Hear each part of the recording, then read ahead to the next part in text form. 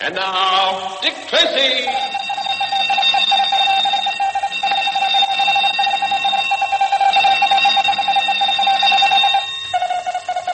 This is Dick Tracy on the case of the positive negative. Stand by for action. Let's go, men.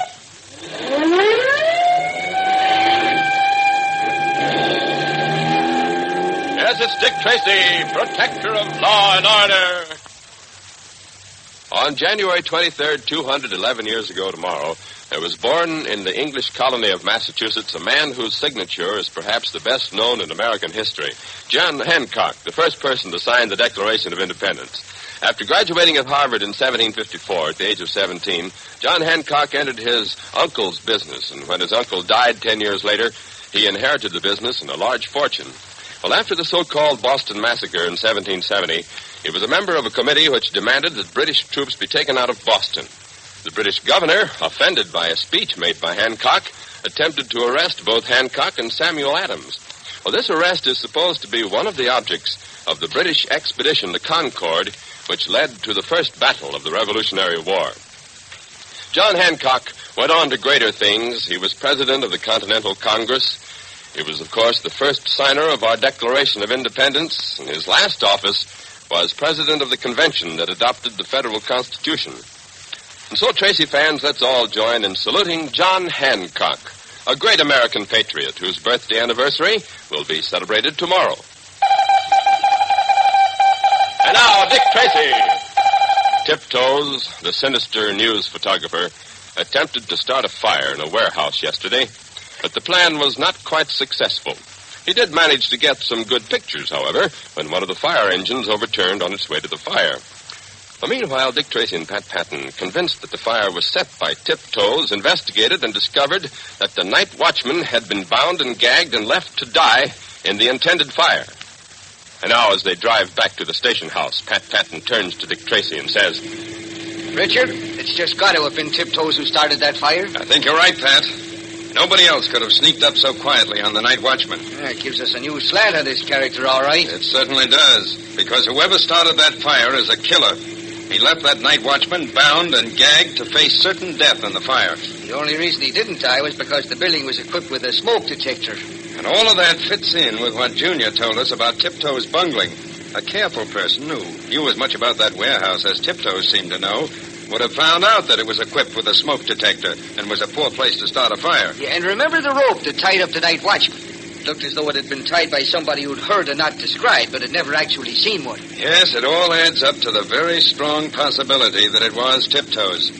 But unfortunately, that's all it adds up to. But surely it's enough to arrest him on. Oh, think a minute, Pat. What evidence will we give to the DA? Somebody sneaked up quietly behind the night watchman. Tiptoes can sneak quietly. Somebody tied sloppy knots. Tiptoes ties sloppy knots. How long would that stand up? Well, but what about that interval timer that was used to start the fire? A gadget with the serial number destroyed and of a type sold in every hardware and photographic supply store in America? Try again. Well, what about us seeing him hurrying away from the scene of the fire? Hours after the watchman was tied up, and probably with a perfectly legitimate set of news pictures in his camera. Pat, if you want to pick up a paper at this corner, I'll be willing to bet that one of those pictures will be on the front page. So soon? I'd bet 100,000 that it isn't. You're on.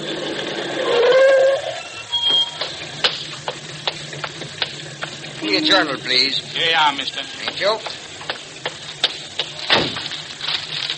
Well, Mr. Tracy, this is one time that you're going to... But what do you know?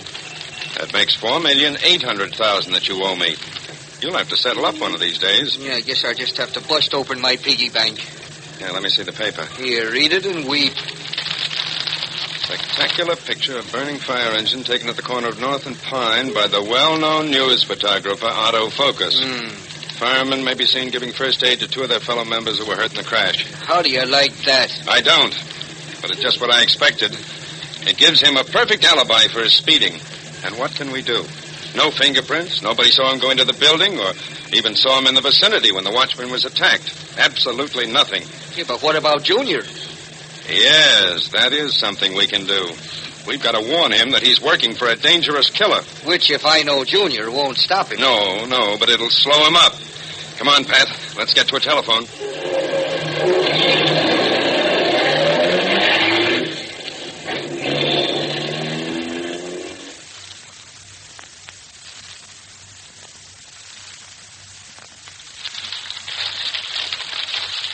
did you see the billing I got for the fire engine picture, Anna?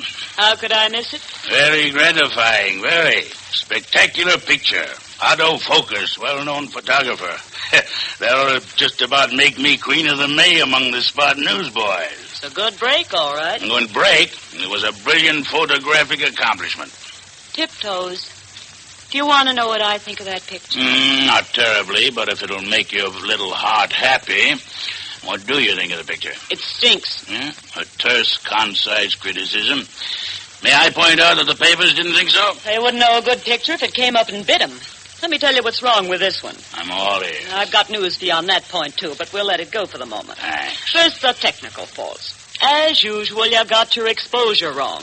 You overexposed so badly that you lost all the texture and sheen of the wet street. Minor point. Then if you'd moved over about 3 feet, you'd have still gotten the same view. But the backlighting you would have picked up would have made that big mass of foamite glisten like snow. Amazing. Have a grape? Now for the human interest angle. I can see from the direction in which the fire chief's walking that if you'd waited just a split second longer, he would have moved enough to allow you to have gotten a clear shot of the injured fireman's face. Much more powerful, much more dramatic. Rubbish. The only way to take news shots is to be the first one at an accident. Step up to it, point your camera, and click the shutter. Yeah. You sure you won't have a grape? No, thanks. Oh, I know there's no use talking to you because people keep paying you for these atrocities you call pictures. Quite right, my dear. You're just not commercial, that's all. Tiptoes, that does it. First you start a fire. Then you bungle it so completely that all you get out of it is about 2 bits worth of smoke. And then, with the luck of the Irishman who fell into the pigsty, a fire engine obligingly turns over right in front of your camera. And so that makes you a great photographer. Really delicious grapes. Can't you stop eating for a minute? If you get any bigger, you won't be able to get in your car. The day that someone hears me walking up behind them will be the day that I start to diet. Might also be the day you die. You know, you're a very morose person, always talking about death. Can't we talk about something else? Like what, for instance? Like a plan I have for killing a couple of bank messengers. Oh, fine. Let's not talk about death, he said. What I meant was, let's not talk about my death. No, this is probably the greatest plan I ever had because it'll get us some great pictures plus about $10,000 in cash. On the surface, it sounds all right. What gives? Now, there's a certain armored car that carries the payroll for a large factory, and it uses the same route and runs at the same hour each week. So? Well, it'll come down Western Avenue and pass 110th at 3 minutes past 6 tonight. And then? Well, about half a block up the hill, an explosives truck will be parked. Its drivers will be eating in a dog wagon. Well, is the picture becoming any clearer? Tiptoes, that's positively the most harebrained scheme you ever thought up. And you've thought up some honeys. Think, Anna. $10,000. How could you be sure that the truck would roll to the intersection at the exact moment when the armored truck would be passing through? Would you hand me some more grapes? Thanks. It's quite simple. I know the weight of the truck and the angle of the incline. I figure that it would take the truck, starting from a dead stop, exactly 34 seconds to reach the intersection.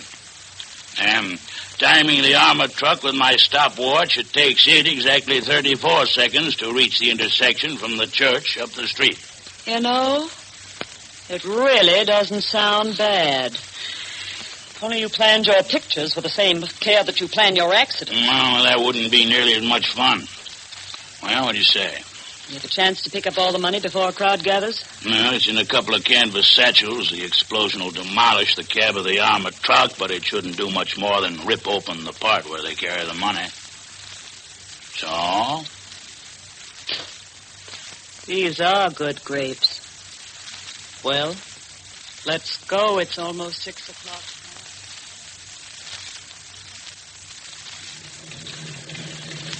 There's the dog wagon. And there's the truck in front. Which one is the explosive one? The one with all the colored lights, the Christmas tree truck drivers call it. All explosive trucks have to be lit up that way. It's one thing that's been bothering me.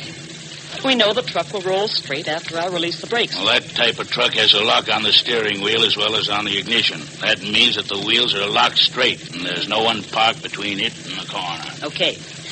Now, let me get this straight. climb up in the cab, and I release the brakes, then jump to the ground and walk away. Right. Everybody's inside getting ready for dinner. I'll drive alongside the truck, and you open the door and stand up on this seat. When I say now, you start the truck to rolling. I get it. And I'll turn the car into the side street and come out at the intersection a few seconds after the crash. With luck, the street light should be blown out so that it'll be dark when I pick up the money. What'd you switch the motor off for? Patience. The armored truck hasn't come over the hill yet. Give me some more grapes. We haven't got any more. Have a walnut. Thanks.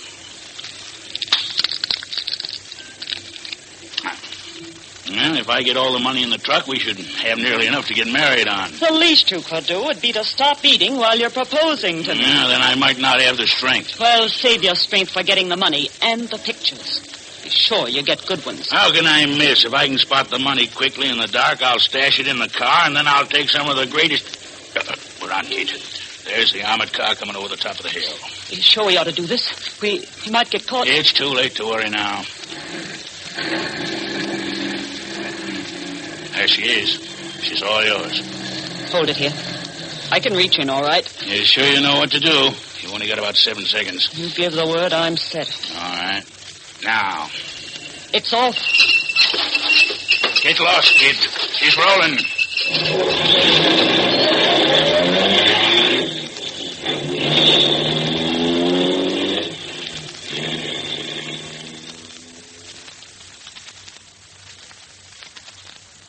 In a moment, we'll return to Dick Tracy. But first... Hey, kids, what does Saturday mean to you? Well, I suppose it means no school. That's the most important thing, huh? That pops up in your mind first of all. And then next, fun. Of course, everybody likes to have fun on Saturdays. Well, here's an extra special way to enjoy yourself Saturday mornings. Just gather around that radio of yours and listen to the Abbott and Costello Kids Show. Now, here's a show that was designed just for you, just like Dick Tracy, with those famous comedians Abbott and Costello up to all sorts of hilarious goings-on. Abbott and Costello conduct a whole bunch of contests on their Saturday morning fun fest, so why not see if you can outguess the contestants? In addition to this, you'll hear from many of your favorite stars of stage, screen, and radio. Youngsters, of course, stars like, well, Butch Jenkins and Margaret O'Brien. And the biggest feature of all, each week there's a Lou Costello Award of the Week, a $500 bond, which goes to the boy or girl who has performed the outstanding deed of the week. It really sounds like a lot of excitement, and it is. Every Saturday morning, the Abbott and Costello Kids Show gets underway. Means prizes and surprises galore. So be sure to tune in to the Abbott and Costello Kids Show this Saturday morning. Now, back to Dick Tracy. My truck! She's running away! She's loaded with TNT! It's going to hit an armored truck!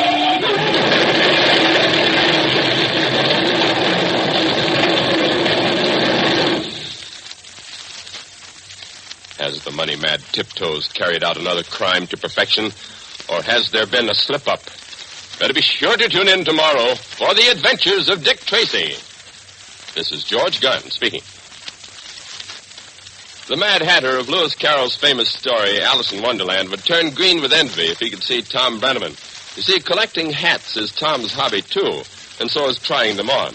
And if the Mad Hatter makes you laugh when you read about him, you should see Brenneman. But, of course, you don't necessarily have to see in order to believe what I've just told you. You can just listen in to his Breakfast in Hollywood show, which we bring you over most ABC stations. Now, here's a program that'll cheer your spirits for the day. So don't forget, for a barrel of good fun, start tomorrow to make it a weekday morning habit to join Tom Brenneman for his Breakfast in Hollywood show on most ABC stations. This is ABC, the American Broadcasting Company. And now, Dick Tracy!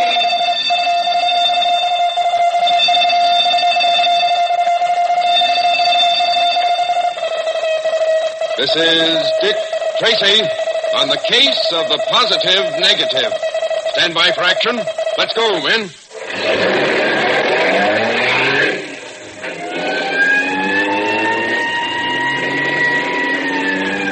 Yes, it's Dick Tracy, protector of law and order. Before we hear Dick Tracy, I'd like to read you a letter I received from young Dave Lynch of Pennacook, New Hampshire.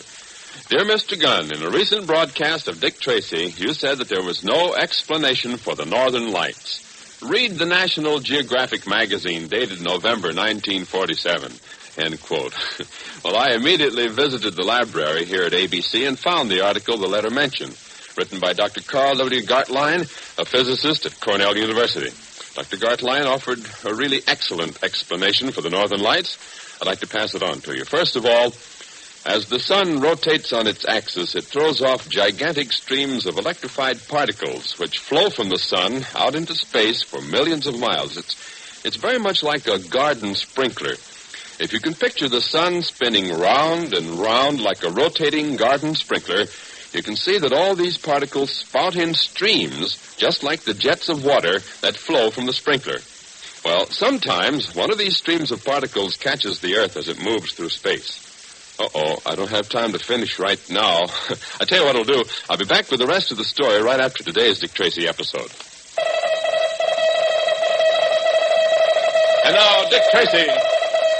Yesterday, Dick Tracy and Pat Patton suddenly realized what it was that had been retouched from the negatives that Tiptoes showed them. It was the canvas money satchel that was missing from the armored truck following the explosion.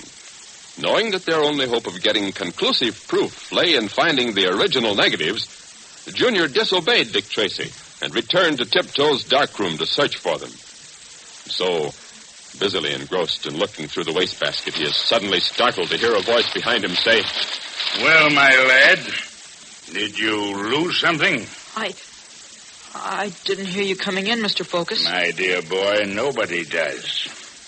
Goodness, what a mess you're making of this dark room. I can't find what I'm looking for. I rather imagine that was the case. What could it possibly be that you're looking for? Well, it dropped in this waste paper basket.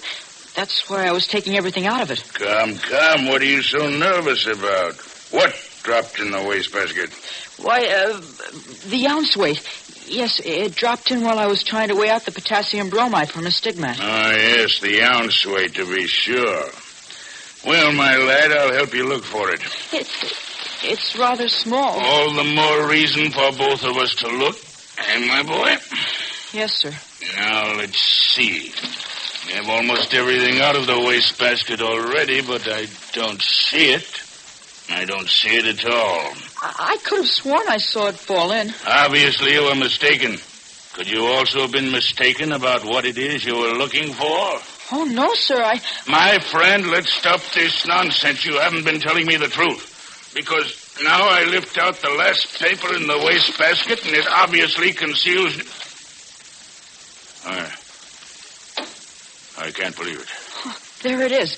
Oh, I knew I dropped it in there. Yeah, there it is indeed. I didn't think you were telling the truth. Well, gee, Mr. Focus, what did you think I was looking for? Nothing. It's not important.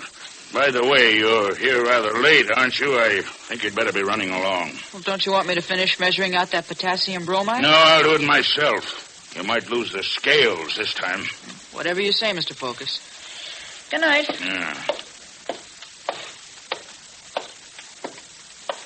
Good night, Miss Stigmat. You leaving? Well, good night, Junior.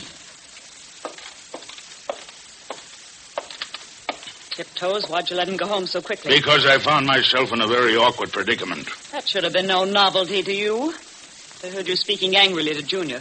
Did you catch him snooping? I thought I did. He was fumbling through the wastebasket, but it turned out that he was looking for the 1 ounce weight which he dropped. In fact, I found the weight in the basket myself. It didn't occur to you that he might have planted it there in the event that you discovered him searching for the negative? Yes, it did occur to me, but what was I to do? You might have searched him to see if he found anything. And tipped our hand when he might really be unsuspecting? Why, that could have led to serious trouble. You don't seem to realize that killing 2 bank truck drivers can also lead to serious trouble.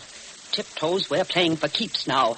One slip and they'll strap us into the governor's pop-up toaster. I wish you'd stop talking about the chair. You know what a phobia I have about electricity. It even gives me the creeps to change a flashbulb. You'd make a great companion during a thunderstorm. Anna, please, I don't even like to think about him. All right, then think about this.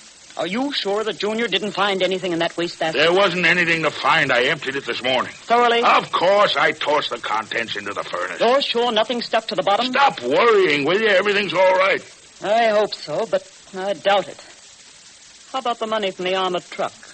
Put away very safely. It's hidden so well that I'll probably have trouble finding it myself. This I am sure of.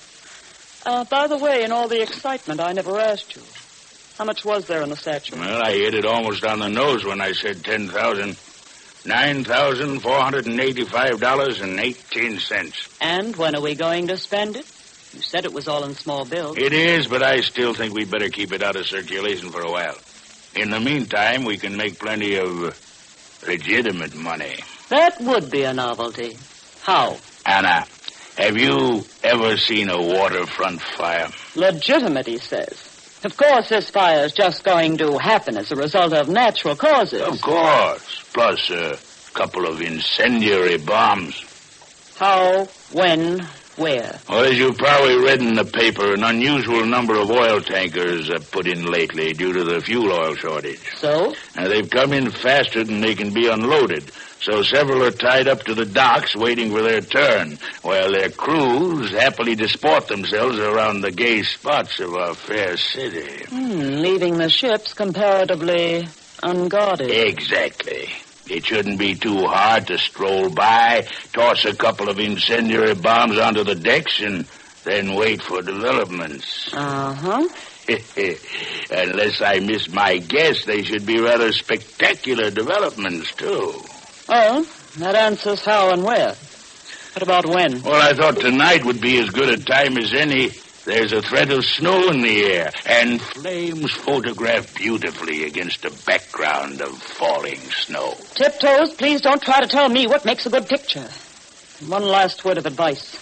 Let's omit the customary blunder. In other words, don't throw your camera on the deck of the tanker and try to take the picture with the incendiary bomb. They tell me that doesn't work so well.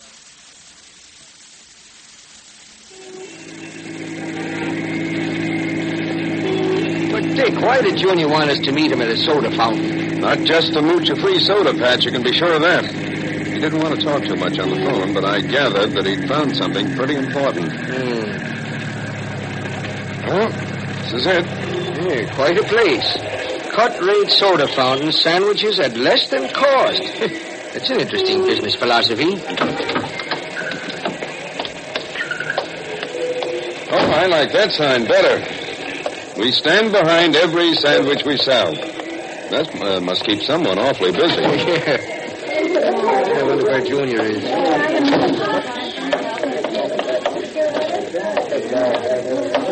There he is, over in that booth. Don't speak to him yet, Pat. Let's walk over by him and see if it's all right to join him. Yeah. He's signaling us to come over. Well, I guess that means it's safe. All right, Junior. Hi there. Okay, here we go. Well, What's up, Junior?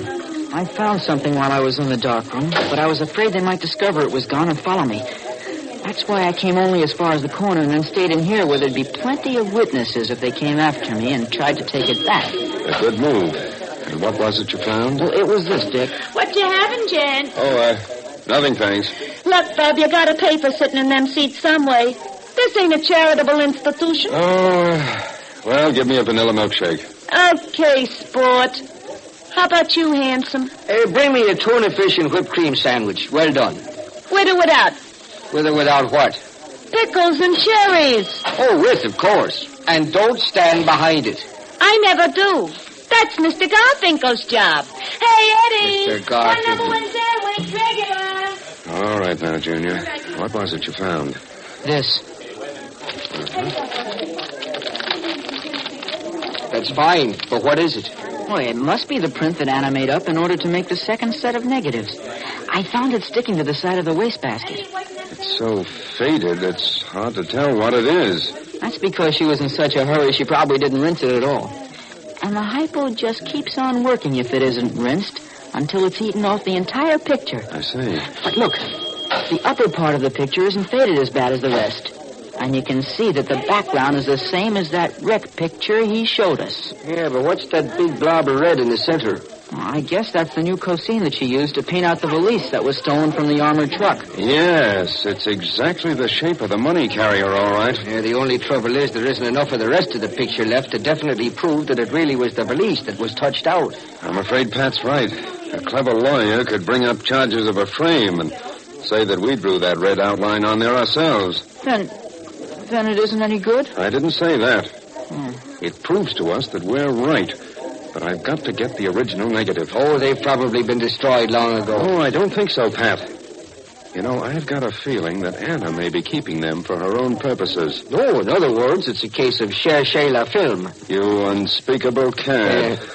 All right, come on, Junior. Let's go. Oh, well, now, wait a minute. Hey, what's the rush? Here's your sandwich. Delicious, too.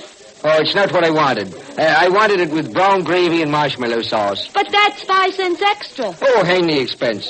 Here's $1. Keep the change. Thanks a lot, Bub. The bill's $1.02. Yeah, I know, but you sell sandwiches for less than cost. It says so. Come on, Richard. Hey, you gents is crazy. I wouldn't be surprised if she had something there.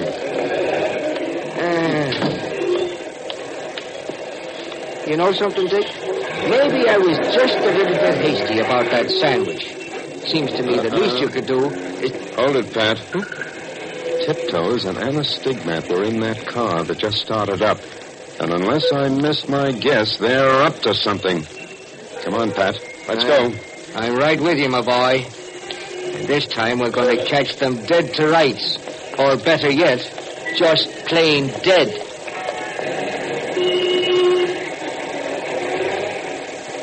In a moment, we'll return to Dick Tracy. But first... Well, a few minutes ago, I started to tell you Tracy fans about Dr. Gartline's explanation for the northern lights. I explained how the sun throws off tremendous streams of electrified particles just as a rotating sprinkler throws off jets of water. Well, every once in a while, one of these streams hits the Earth as it travels through space. And when that happens, the Earth is drenched for hours or days with these particles. Of course, you know that on the Earth, the North Pole has an invisible field of magnetic force. That's a big sentence, but this magnetic force is really the thing that causes compass needles to point north. Well, this same magnetic force causes the particles that flow from the sun to go toward the North and South poles. And once there, this steady stream of sun particles enters the upper part of the Earth's atmosphere, and the particles crash into atoms in the very thin upper air. The collisions cause the atoms to give off light, setting up a glow which can be seen by us from the Earth far below. And this glow is the aurora, the northern lights. Well, boys and girls, I hope this explanation was clear. And, oh yes, thanks, Dave.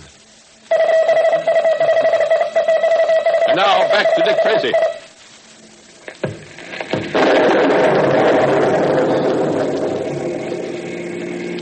Well, a winter lightning storm. That's unusual. Yes, I heard it.